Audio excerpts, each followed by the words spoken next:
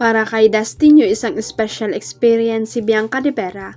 Working with Bianca, si Bianca kasi nakabuo kami ng special relationship inside PBB. And then now, na magka-work na kami, it makes it more special, sabi ni Dustin sa isang panayam. Natupad nga raw ang pangarap nilang dalawa na magkatrabaho. Mas nakaka-excite kasi bago first time naming mag-work together, so iba-iba.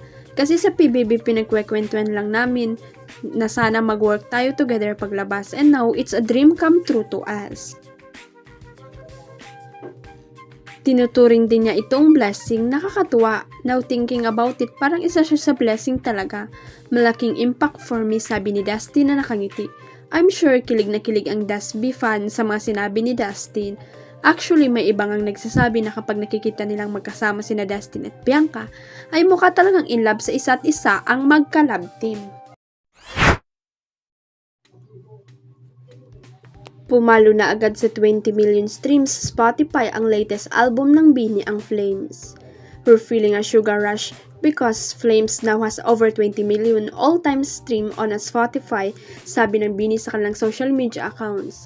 Balik nga ang Nation's girl group sa bubblegum pop genre sa kanilang bagong album na may Filipino at English song.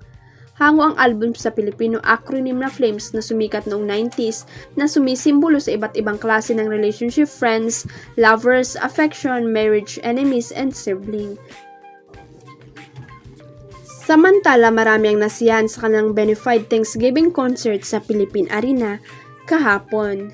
Hanapan na nga ang concert goers ng mga masasakyan papunta at pauwi mula sa Philippine Arena. Ang dami namang nagnegosyo ng shuttle bus at van para sa mga manonood, lalo na at mahirap maganap ng sasakyan pauwi. Mas okay nga ito kaya maglakan ng malay papunta sa bagong Bukhawi Municipal Hall kung saan ang pick-up point ng mga motorcycle taxi at TNVS ride. Huwag kalimutang i-click ang subscribe button at i-ring ang notification bell para sa latest at legit chika updates.